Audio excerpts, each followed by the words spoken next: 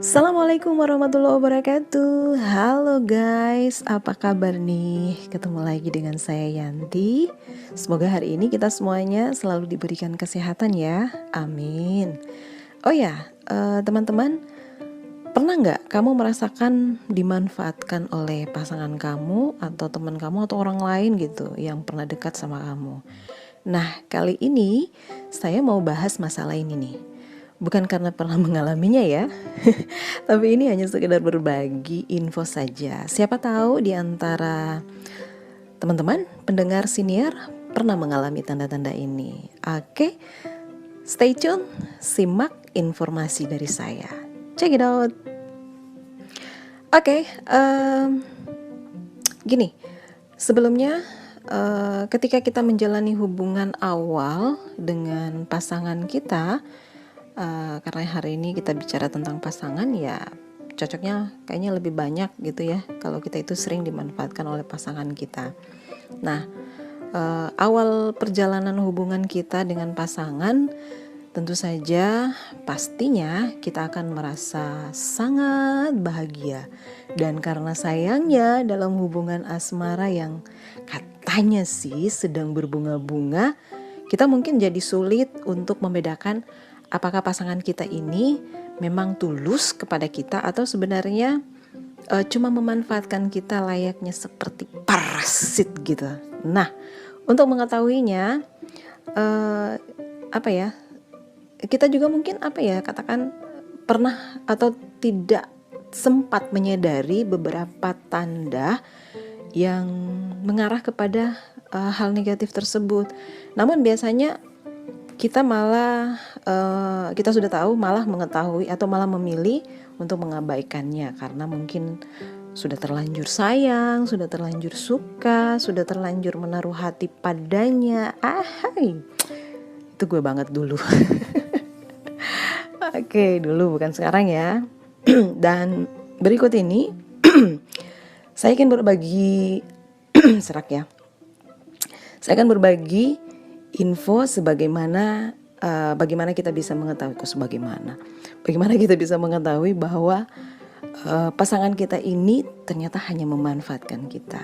Oke? Poin 1. Biasanya salah satu tanda ini, dia lebih sering membicarakan tentang dirinya. Nah, ini salah satu tanda ya kalau pasangan kita ini ternyata sangat memanfaatkan kita.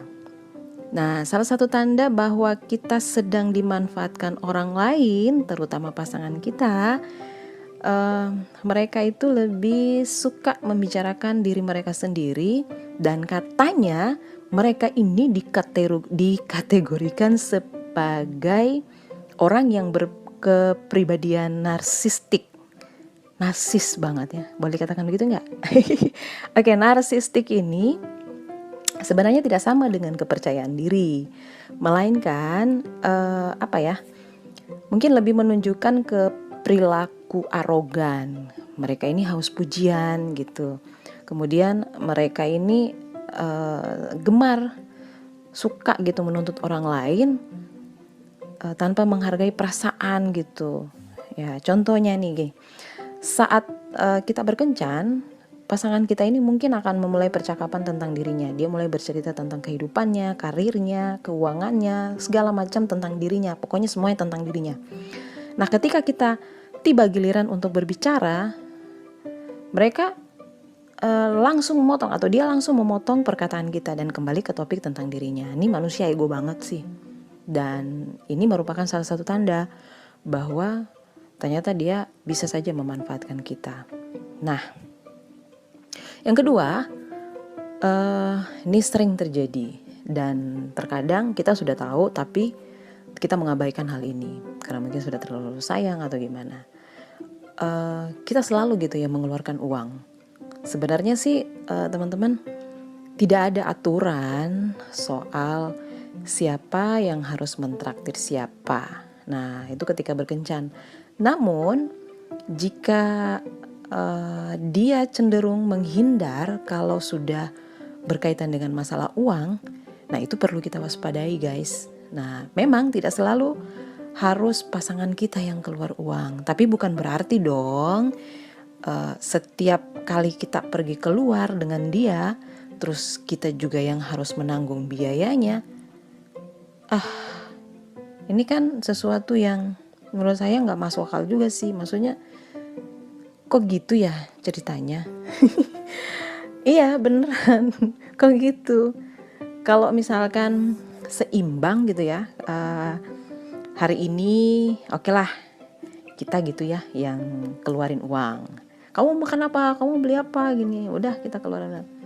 Tapi kan kalau besok atau kapan gitu ya, ketika dia punya rezeki lebih, bisa dong dia bisa biayai kita atau dia bisa belikan kita. Tapi kalau selamanya kita terus yang belikan dia, nah ini perlu dicurigai nih orang. Atau mungkin gini, biasanya sih kalau kita udah belikan terus kita nuntut, kenapa sih cuman saya aja terus yang belikan sesuatu buat kamu, kapan dong kamu belikan buat saya? Tapi kalau dia mempunyai banyak alasan yang menurut kita alasannya ya aku nggak punya kerja atau rezekiku kan belum ada, ya mungkin sih masuk akal. Tapi masa iya sih biar cuman minuman gitu ditraktir, kok nggak ada, kok nggak bisa gitu ya? Ih, gimana gitu ya? Yang jelas seperti itu ya teman-teman. Perlu dicurigai aja sih, nggak boleh nuduh ya, tapi perlu untuk dicurigai. Nah berikutnya, yang ketiga adalah sifat yang tidak menghargai kita. Nah dalam sebuah hubungan memang saling menghargai adalah salah satu kunci utama hubungan yang sehat. Nah ada sih cara-cara sederhana yang bisa memperlihatkan bentuk penghargaan tersebut. Misalnya ucapan terima kasih. Nah ucapan terima kasih itu terdengar simpel tapi sangat berharga gitu ya, kalau ketika pasangan kita itu mengucapkan hal itu kepada kita, atau sebaliknya kita mengucapkan terima kasih kepada pasangan kita ketika pasangan kita memberikan sesuatu gitu kan. Ya itu simpel tetapi sangat berharga. Nah saat ini kemungkinan dia membiarkan kita membayar makanan dan bahkan tidak pernah mengucapkan terima kasih satu kali pun. Tentu merasa kesal gitu ya, pasti merasa kesal. Dan kita merasa bahwa hal itu seperti nggak dianggap gitu. Kita nggak dianggap bahwa kita ini pernah berbuat sesuatu untuk dia. Nah, bukan mengharapkan itu juga sih sebenarnya, cuman ada perasaan gimana gitu ketika kita sudah melakukan sesuatu untuk dia, sudah memberikan sesuatu untuk dia, terus sepertinya dicuekin gitu, seperti barang kita yang kita beri atau sesuatu yang kita lakukan atau sesuatu yang kita berikan ke dia itu sama sekali tidak mendapatkan penghargaan gitu ya dari si doi gitu ya. Nah tidak cuma soal uang sih, dia mungkin juga seenaknya mengajak kita pergi kencan tanpa memperdulikan sebenarnya kita punya rencana yang sudah kita miliki, tapi karena dia karena egoisnya luar biasa sehingga dia nggak peduli bahwa ada loh keinginan kita yang lain. Kita punya rencana yang lain tapi dia sama sekali nggak menghargai. Nah ini orang punya tanda-tanda, salah satu tanda kalau dia hanya memanfaatkan kita alias egois gitu ya. Nah egois beda ya. Iya sama, egois ujung-ujungnya memanfaatkan. Ya gitu aja sih. Ya hati-hati aja sih. Kemungkinan merupakan suatu tanda saja. Nah yang keempat, ternyata kita sudah diperingatkan sama keluarga ataupun teman kita atau orang-orang yang terdekat kita. Ini salah satu juga tanda bahwa ternyata penglihatan orang-orang terdekat itu mungkin lebih peka dimana mungkin mereka bisa melihat. Kalau kita sendiri mungkin karena didorong oleh perasaan yang ada rasa sayangnya, ada rasa ada sukanya gitu ya, masih awal-awal cinta gitu ya, sehingga sesuatu yang mungkin kita sudah tahu mengarah ke hal-hal yang negatif kita abaikan. Nah, orang-orang yang di luar dari atau bukan luar ya, teman dan keluarga, ketika melihat situasi ini mereka lebih peka gitu, sehingga mereka sering memperingatkan kita atau pernah memperingatkan kita. Namun bisa jadi sebenarnya seperti saya katakannya, kita mengabaikan hal itu. Nah, teman-teman, peran keluarga dan teman itu sangat berpengaruh untuk membantu kita dalam melihat calon pasangan dengan lebih objektif. Mereka yang ada di luar hubungan biasanya itu dapat berpikir dari sudut pandang lain. Biasanya juga mereka juga akan cenderung tidak memberikan restu ketika tahu bahwa kita hanya dimanfaatkan oleh dia. Maka dari itu teman-teman, kita harus jeli ya dalam melihat calon pasangan kita, apalagi kalau kita memiliki pekerjaan yang bagus atau memiliki penghasilan yang lebih dari dia. Nah, ini itu membuat atau memberikan peluang kepada mereka untuk bisa memanfaatkan kita. Walaupun sebenarnya di beberapa orang atau di yang selain, maksudnya kejadian di tempat lain gitu, nggak seperti itu sih. Ketika kita punya pekerjaan yang lebih dari dia, tapi dia karena merasa bahwa itu adalah harga diri buat dia akan berusaha semaksimal mungkin agar dia bisa tidak terkesan gitu ya untuk memanfaatkan kita. Dia akan berusaha untuk memberi sesuatu kepada kita, sekalipun mungkin pekerjaan dia di bawah kita atau penghasilan dia rendah dibandingkan penghasilan kita. Tapi karena bentuk harga dirinya sebagai seorang laki-laki atau bentuk ya kadang-kadang kala sih seperti itu ya. Jadi dia merasa bahwa saya kan laki-laki gitu ya.